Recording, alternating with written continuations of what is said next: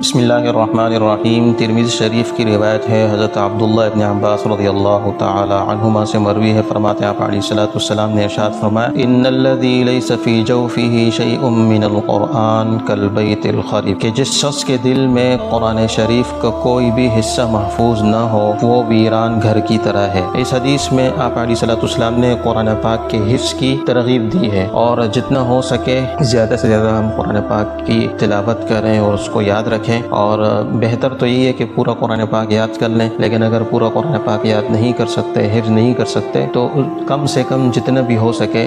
جیسے سورہ فاتحہ ہو گئی، یہ تو ظاہر سی بات ہے کہ نماز میں اس کا پڑھنا ضروری بھی ہے، اور